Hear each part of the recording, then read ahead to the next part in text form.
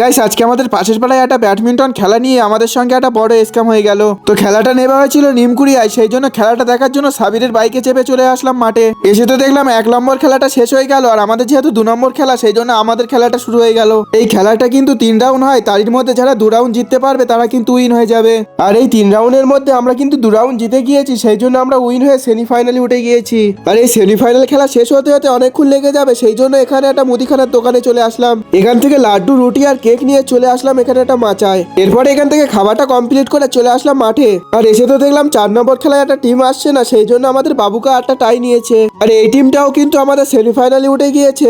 এবার তোমাদেরকে বলি স্ক্যামটা কোথাটাতে করেছে, কারণ আমাদের দুটি টিম কিন্তু সেমিফাইনালে উঠে আছে, সেই জন্য আমাদের নিজেদের মধ্যে কিন্তু সেমিফাইনাল ম্যাচটা ফেলে দিয়েছে। তাই জন্য আমাদের নিজেদের টিমের মধ্যে কিন্তু সেমিফাইনাল খেলা হলো, তারই মধ্যে একটা টিম আমাদের ফাইনালে উঠে গিয়েছে। আর এদিকে 2 নম্বর সেমিফাইনাল খেলার পরই আমাদের ফাইনাল খেলাটা শুরু হয়ে গেল। আর এই খেলাটা উইন হয়ে কিন্তু আমরা চ্যাম্পিয়ন হয়ে গেলাম। তো আমরা এখন টপি নিয়ে বাড়ি যাই, তোমরা ততক্ষণে আমার চ্যানেলটা সাবস্ক্রাইব করে দিও।